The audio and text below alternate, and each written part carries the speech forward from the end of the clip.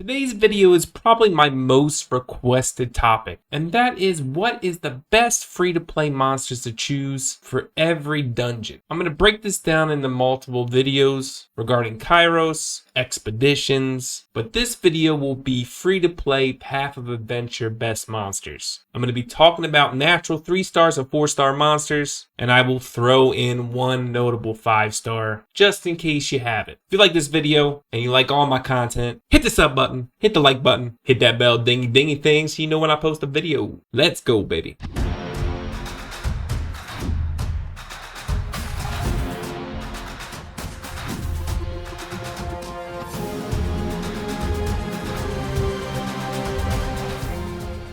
Tip of the day. Now you may notice already, and this is something that I actually don't like with the game, but I'll talk about suggestions on improvements to the game in a different video. When you're building a team comp, it's important to note what your team power is and the difficulty it's at and what penalty or bonus you have. I feel like any dungeon you should be able to bring any team you want, even if it's like 80,000 team power. There shouldn't be a penalty just regarding team power, but there is. So things to note when you're building your team comp. 1, check your summoner's element. Make sure your summoner's element is the stronger of the enemy attribute. This will give you bonus team power as you see here. Also, if you didn't know, if you select your portrait, you can change the element in game so you don't have to back out every single time. Anyway, let's choose the weaker element, which is water. And as you can see, I get a negative combat power, which makes my team power go down. So make sure to pick the stronger element. And when you're making the team comp, you need to at least get rid of the penalty, which is the right-hand side. The farther away that you are from that cap team power for that specific dungeon, the more penalty you get. As you can see, 75% damage taken by the team and 75% damage dealt by the team. Huge penalty. So when you make your team and you finally go over the cap, the penalty goes away. However, the stronger you get and you go extremely over the cap, you get a bonus. They don't want you beating the highest level of dungeons early, and that sucks. You still can beat these dungeons if you have a small penalty. Don't get me wrong, I've done it before, but it's just a stupid feature. Something to think about.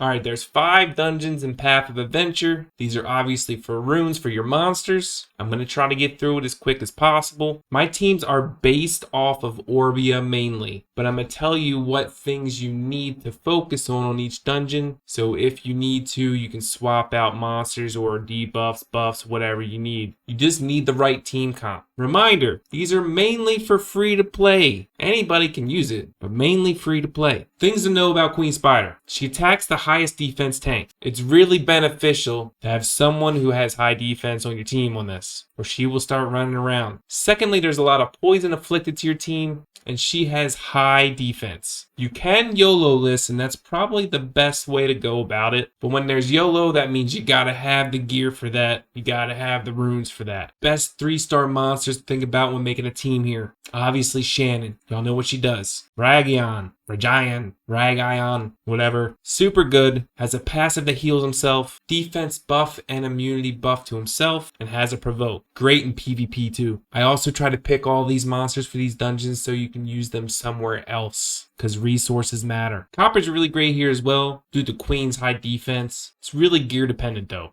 And obviously Konamiya. Kona and Shannon you guys should already know about. I really shouldn't talk about them for each dungeon, but I'm going to anyway just in case. 4-star monsters if you have them. Moria. If you can max her skills, she hits like a champ. Naomi. Probably one of the best PvE monsters there are. Situational of course. If there's a lot of running around, like in Foggy Prison, for example, she's probably not the best, but Queen Spider doesn't move around too much, so you'll be okay. Light notable mention, Taru has ignored defense on 3rd skill, can hit pretty hard. He's a frontline squishy unit though, gotta be careful. And also, you get her for free, and that's Lynn. For Dark, that's gotta be Dark Harpy Helia. Damage taken up, use her as a soul link monster, she just destroys. Now 5 notable mention, Lupinus. Does damage based off the target's max HP, has a silence which helps as well. She hits hard. If I can can make a team out of any of those monsters I talked about, it'd probably be like Naomi, Shannon, and Helia. Forgotten Earth Shrine. Keynotes. You gotta remove beneficial effects from him. Beneficial buff block does not work well because he does cleanse it off. That's really the main thing to think about, is just removing his buffs. That's where all his damage comes from, really. Let's talk about the obvious. Konamiya, a great choice. Acelia, the majority build her. She's really good. She removes attack up, has burns, defense break. Everybody knows her as well. Bremis is another good choice. Does a ton of damage to target's max HP. Has a burn, has a passive increased crit damage. That's really it for 3 stars. However, that's not a problem. And that's because the game gives you 4 stars that are really good here. One is Alan. You get Water Vagabond for free. And when he provokes, all his basic attacks get a chance to remove a beneficial effect. Ellen is your free source given to you in the game for water damage dealing on this dungeon. Let's talk about some other monsters you could choose if you have them. And that's if you want to build these. Khan can remove defense, because that's all we're worried about, is removing those buffs from him. If you're looking for speed clears, I feel like Mina is really good here. She gets more crit and crit damage based on how many beneficial effects the enemy has. It's mainly about her second skill, but her second skill ignores the target's beneficial effects. So when he has max defense, if it's not removed, she will still be hitting hard. Mina's also an amazing counter for Sekhmet. I don't know, that's just my opinion. I haven't tested it yet, but seeing as there's no 5-star water assassin to target that Sekhmet in a PvP, and Sekhmet steals buffs, and Mina ignores buffs, that's why I bring her up here. If you have the new Water Lich, he's amazing for this dungeon. His second skill removes attack up and defense up. And if he's successful, he applies attack down and applies defense down. Rigel is made for this dungeon. Probably the best 4-star. A light 3-star unit you can build is Light Serpent. I'm not going to say its name because I don't say it right. Or you could just use Lyn. I feel like if you're looking for a light substitute, it's just Lyn 9 times out of 10 anyway. For dark, this is one of the top 10 dark monsters I talked about, and that's Blackback. Can remove that defense buff. And now for the Nat 5 mention, there's actually 3 here. Chilling number 1, I think we all know Sekhmet by now. And last but not least, our new pioneer, Chiwu. Really good Nat 5s here, since we're only focusing on buff removal. And obviously, if I was picking a team from that list, it'd probably be Konamiya, Ellen, and Rigel. On to tier glands. Key notes about this: damage over time needs to be applied on him for sure. Have some sustain as well. Add a buff strip or a beneficial block effect or some sort if you could, but mainly it's about damage over time and sustain. He does fix damage depending on your HP. He applies bleeds, but the main thing is to keep a damage over time on him at all costs. Of course, if you pay to win, you can probably just speed clear every dungeon. It doesn't really. Number 1, Diane is practically made for this dungeon. I guess it's a female gorilla, Diane. Anyway, he removes crit rate up and he removes crit damage up. He will always have an attack buff when he removes that buff. Like I said, practically made for this dungeon. Now, if you want to build Diane, it's up to you. I don't see where you would use him anywhere else. Kugo, definitely underlooked monster here too. Has an awesome passive. Sonora, definitely underlooked here as well. Because the boss can do a ton of damage fixed off your HP, he can really shine here. Rem is so good here. Has a burn, has damage based off of max HP, and this damage is actually better than Lyn's, just so you know. Obviously, we know you can bring Shannon. Since the boss can be silenced, you can apply silence to the boss, and Lucan is your main. He also can remove bleeds, which the boss does, and when he removes a bleed, he'll apply 2 heal over times to your team. You can take Lucan as a solo healer here. Trust me, I do. Silence is really underrated in my opinion. Not a lot of people talk about it. 4-star units, you already build them by doing area exploration. That's Fired Lizamane. Applies crit rate down, which is huge.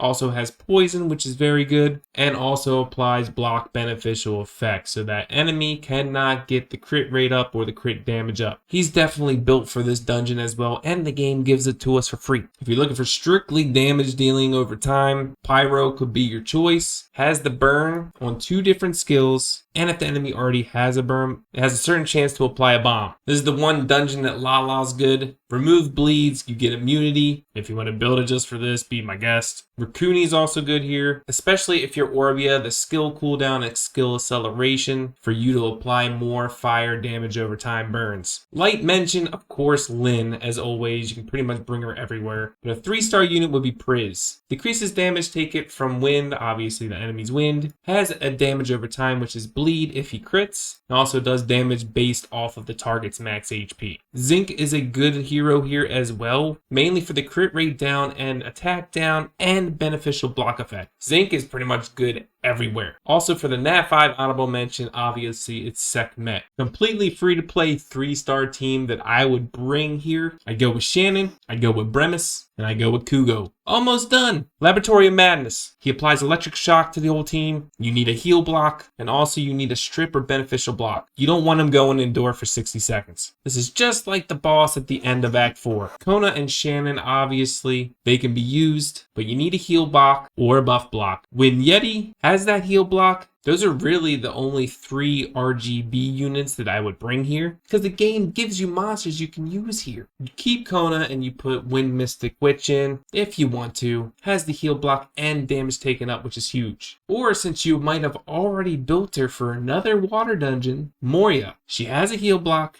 and she does more damage ignoring the enemy's defense when there's a heal block on the enemy. If you're looking for a straight buff stripper, Ramahan it is. Another free unit, Alan. He could be your tank. So if you want to take out Kona, he can provoke, and when he provokes, he removes buffs. If you're looking for straight damage, obviously Naomi. Anytime there's a water boss in PvE, just bring Naomi. If you have these 3-star light monsters, you could bring Silver for the heal block, or you could bring Light Serpent for the buff removal. And for a dark unit, I bring Zinc personally, just for that beneficial block effect and crit rate down and attack down, and so much. He does so much. Nat 5 honorable mention. Lupinus once again. Last but not least, Lava Cave. Keynotes. Your skills don't do crap. Basic attacks are way better. Damage over time is way better. Bring as many buffs as you can and always have your team buff. Burn removal and immunity is key. But like I said, you need constant buffs for your team, burn removal, and attack speed. I'm just going to talk about her right off the bat, Ellen. She's free. You get her. Just bring her to this. She buffs her own attack speed when she gets affected by burn. It removes it, gives herself crit rate up, has a chance to freeze, which you can freeze this boss. Yes, the skills don't do damage, but the freeze and the attack speed up and the burn removal, it's all that matters. Removing burn mitigates so much damage from this boss. An amazing unit here. Water Charger Shark, Aquas. Removes burn and applies attack speed up and damage drain to itself. Third skill attacks the enemy 3 times and applies Frostbite, which is a damage over time. So the skill won't do much damage, but the Frostbite will. Fire Living Armor Iron is immune to burn. Can apply burn to the target that attacks iron. Third skill also applies a burn, and he has a defense break for all the basic attacks from your team. The basic attacks do more damage, 99%. Skills do 99% less damage. 4-star units. Megan, amazing. Team attack speed up and team attack buff. Evasion down on the boss, so you can hit those basic attacks. She'll also give you more buffs. Someone I feel is a little bit better than Talc in my opinion here though is Viger. HP based monster, frontline, has a defense break, attack speed up to the team, and if they're low enough they get an attack up and a crit rate buff as well. Cicero, attack speed up to the team, can freeze the boss if the boss has Frostbite. Second skill applies Frostbite, and even her basic attack can have a chance to apply Frostbite. Cicero and Aquas, the water shark combined, really good double wombo combo. Rena, great monster here, can remove a burn, apply a shield to the whole team,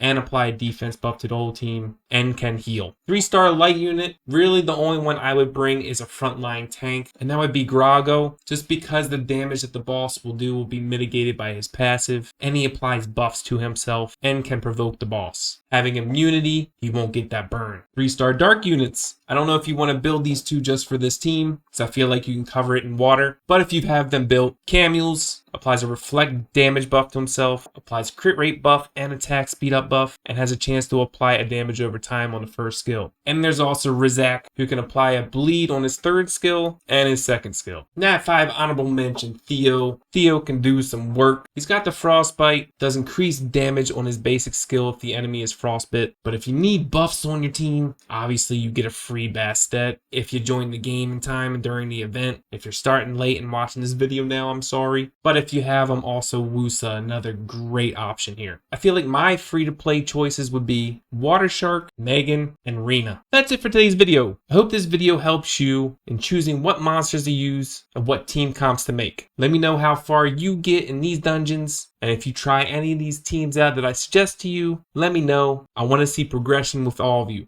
As always, if you like this video, sub, like, ding ding bell. I'll see you in the next one. Peace!